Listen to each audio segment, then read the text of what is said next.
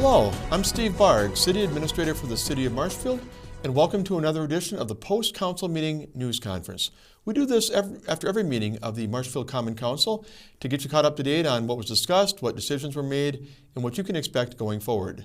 Sometimes I'm joined here by someone from the media, and today I'm doing this by myself. I'll just kind of give you a recap of some of the highlights from the meeting. The meeting was held on Tuesday, August 23rd.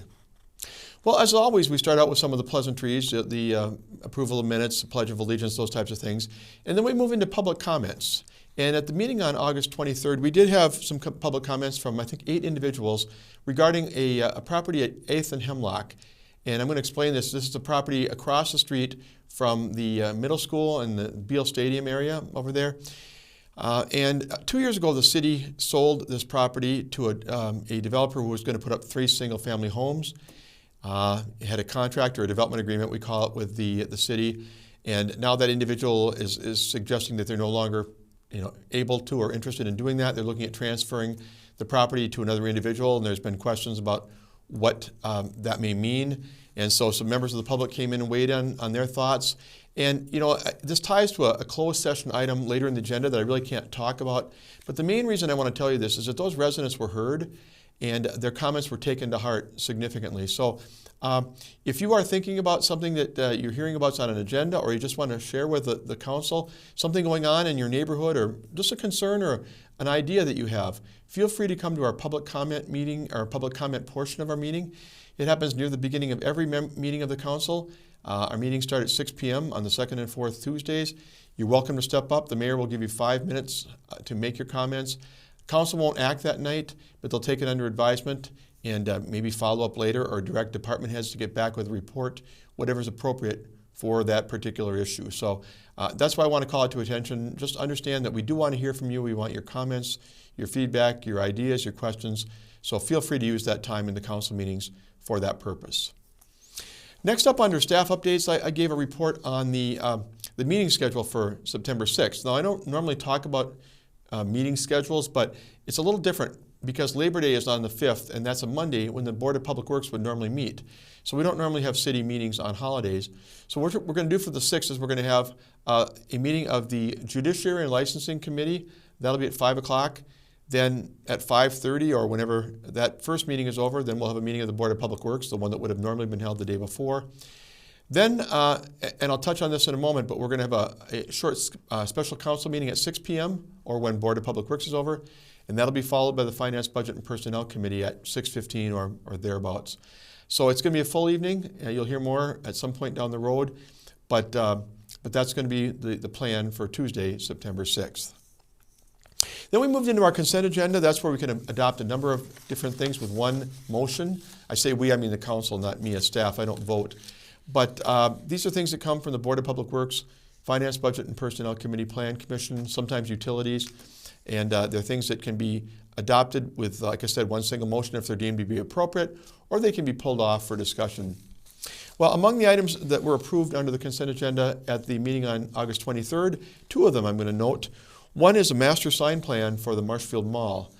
Now, we've been talking in closed session about this plan to really make some big changes at the mall. You've heard some discussion, no doubt, about larger retailers coming to town, hopefully, that they've been working on an agreement between the city and the mall developer to try and firm up a little bit of assistance that the city will put into the hopper to make this happen. That agreement has not been signed yet. It was discussed again in closed session the other night. In fact, that is the purpose for the special council meeting on September 6th, as we hopefully get closer to finalizing that agreement. But the sign permit or sign plan was approved. It's making some modifications to incorporate those realtors' names, or I'm sorry, not realtors, retailers' names, and also make some other changes to improve the signage over there in that area of the mall. So look for that to be unfolding as we get into the fall now, and we look forward to some of the upgrades that are being planned in that part of the city. The other item approved under consent agenda that I want to note is the bid operating plan, the Business Improvement District. I may have touched on this with Tom Laux in a previous council preview program, but this is where the downtown business owners and property owners that are in what we call the BID, the Business Improvement District, have agreed to tax themselves per se and have the city be the collection agent, remitting the money back to them for use in terms of upgrading downtown, maybe looking at new benches or planters, flowers, maybe programming to bring more people downtown. A number of things that could make the downtown more active and vibrant. And they did approve a resolution, or they recommended it. The council approved it under consent agenda to tax themselves, again, this year, $66,000. And that's money they raised from themselves. It'll be about $1.36 per thousand of assessed value on the property owners in the bid. And again, those monies will be used in cooperation with Main Street Marshfield to do those improvements, whether it be programming, different activities, events, streetscape, whatever, to keep downtown Marshfield the vibrant downtown that it is. We're so proud of the downtown Main Street Board, Kaylee Gomez, an outstanding executive director, the members of her board, and the bid district members, the people who work with Main Street to try and help keep our downtown the way it is. We're very proud of it. So we thank them all for their role in that. Then going on to the regular part of the agenda, there was an ordinance for first reading presented by Stephen Wiley, our city planner. It's a rezoning at 1901 South Central Avenue. What they're looking at doing is putting in mini golf, really a fun amenity that a lot of families enjoy, kids enjoy. I think I enjoy it. I played mini golf a lot during different times in my life when I've come across it. It's a fun activity. But they needed rezoning to make that use possible. And the Plan Commission had recommended approval when they met on August 16th. The only real concern that was debated much at that point was the pedestrian safety issue possible that might come up if people are looking across from mini golf over to Van de Hey Waters on the west side of Central Avenue, or the reverse, where they're going from Van de Hey toward this new facility. So there was talk about, do we need a mid-block crosswalk? Do we need safety lights for pedestrians? That will all be, continue to be baked and discussed with our engineering department and others in the days and weeks ahead. But I do think that we can work something out there that'll be beneficial. And this will be on for second reading and presumably being adopted on September 13th. I'm sorry, I'll say it again, the September 13th council meeting. Next on the agenda was a request from Ed Wagner, our council president, to consider creating an audit committee.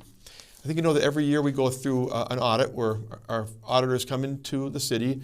They spend a week usually at City Hall. They go through the books with our finance staff. They call in department heads as necessary to go over some of the accounting transactions that they see and make sure that everything is in order.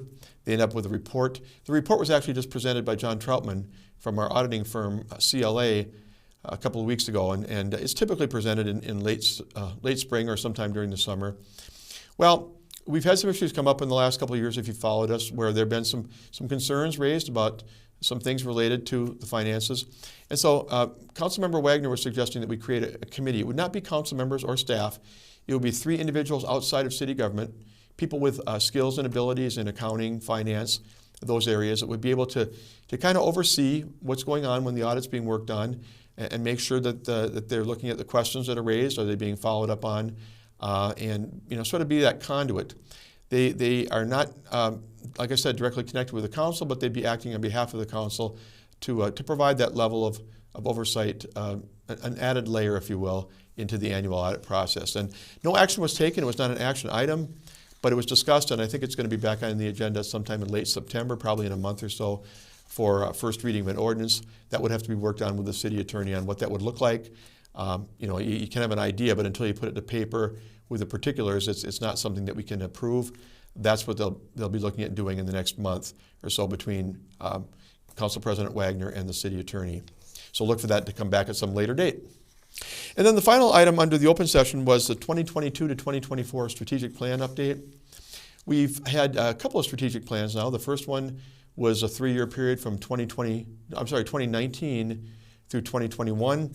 And then last fall, we got approval from the council for a new one going from January 1st to 2022 to December 31st to 2024, another 3-year period.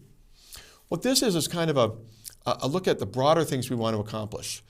I got to tell you, at City Hall and with all of our other operations, police, fire, public works, parks and recreation, there are so many things going on every day, every week that sometimes it's hard to keep focus on the bigger things, the larger projects that you want to accomplish.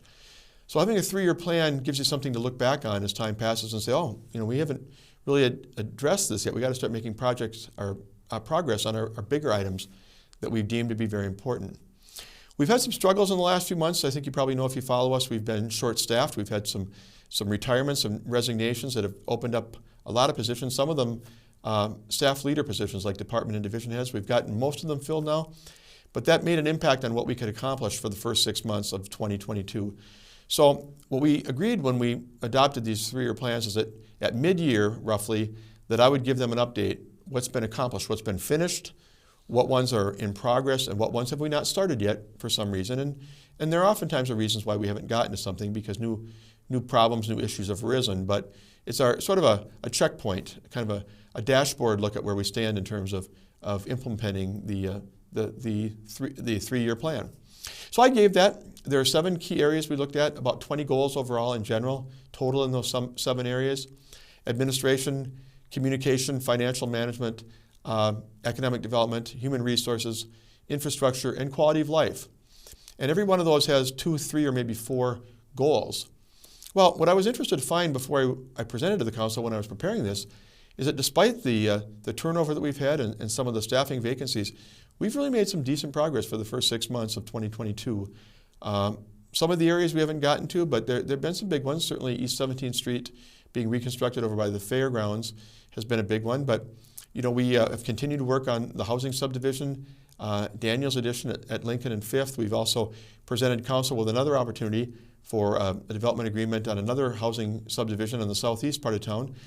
The council had its reasons for saying that they didn't want to go to the finish line on that one because of higher than expected cost of putting in the street, sewer, and water and those kind of things. And some other questions about the housing market today with rising interest rates for mortgages and that type of thing. But it was something that we worked on, and we felt good about bringing it forward. Now we'll work with the council on where they want to see us go in terms of housing to meet the needs. Now that one has not been accepted, what other opportunities do we have to try and create some more lots available for development in the city so that new residents and new businesses coming to town have places to tell their employees that you would be able to find to buy and build on a property in the city of Marshfield. We talked about a lot of other things that we're working on in some of the other areas. I think the quality of life, Justin Casperson has made some good inroads in terms of Brame Park, the implementation of that plan with respect to Emerald Ash Board and some other things. I'm kind of at this point kind of wandering a little bit because I don't have the plan in front of me or my report, but we'll keep working on it. We'll bring another report to the council around Thanksgiving, and at that time we'll be trying to see whether or not they want to allow the next 2 years of the plan to continue the way it is, or do they want to modify it? Maybe they look back and they say, well, that goal we adopted in the fall of 2021, it no longer, excuse me, I apologize. It no longer seems quite as important as some other things that we need to be pursuing. Times change. I mean, some of the needs evolve over time. So we'll get a checkpoint from them if they want to continue or if they want to see any modification to the plans. And then we'll continue work on that in the coming 2 years to try and accomplish those bigger projects that we've got out in front of us. And there are plenty of them that we want to do in the coming years. There were 3 items in closed session. As always, I can't talk a whole lot about closed session. However, there were a couple of votes taken in open session. We did approve a claim for tax refund. We had somebody file back in the earlier part of the year for exemption based upon meeting the criteria as a nonprofit and that they should be exempt from real estate taxes. Based on what the assessor had presented to us, it seemed appropriate. So he has already granted the exemption going forward to that organization for the parcel in question, and we went ahead and now we'll be refunding the taxes that were paid, 2021 taxes that were paid in early 2022. We also did talk about the mall, although there's nothing I can report specifically except for the fact that special meeting was then scheduled when we came back into open session. It will be held on September 6th at 6 p.m. to possibly talk about firming up a development agreement for that project and working with the developer. And then we also talked about the 8th and Hemlock issue that I mentioned earlier, that a number of people came to the podium under public comment to address their thoughts and concerns. And nothing publicly came from that discussion after the open session, after we returned from open session. But that was discussed at some length in closed session as well. So that really is the agenda for that evening and the meeting as it went down. It was fairly short. The open session of the meeting only lasted maybe an hour, so a little bit lighter than some of them. You never can tell what's going to come around the bend. Now we'll look ahead to September. The next regular council meeting will be held on Tuesday, September 13th. That's at 6 p.m. at City Hall, 207 West 6th Street, the former Forward Bank building. And we encourage folks to come out, even if you're just listening, to get familiar with some of the topics and the discussion of what's happening at City Hall. But again, if you have anything that you want to bring to us, feel free to come in. What you do is you walk in the council chambers. There's a sign-up sheet where you just put down your name, address, and the topic you'd like to mention, what you want to discuss in your up to 5 minutes at the podium. And then we'll give you that chance and opportunity to address the council. Like I said, very rarely will you get any feedback at that time, but it will be taken into consideration, and very often we get back to you in some way, and sometimes these end up being agenda items, regular agenda items, for future council or committee meetings. So we want your input. If not by coming to the meeting, phone calls, emails, get in touch with us any way you can and let us know what you're thinking. We're about to go into the budget process. We've been there since maybe 2 months ago at the staff level, but we're nearing the part that will be public at meetings with the council and the mayor. So be thinking about any thoughts you have on that, ideas of how we could better spend your money, whether it be improving a park, improving a street, whether it be concerns about taxation, whatever it is. We want to hear from you. Give us your input. That's all really for this edition of the Post-Council Meeting News Conference. Again, wrapping up the meeting from Tuesday, August 23rd. Thanks a lot for tuning in. Glad to have you, and look forward to seeing you on future broadcasts. And once again, the next meeting of the council will be coming up on Tuesday, September 13th. So for everyone at the City of Marshfield, I wish you a great day, and we'll see you next time.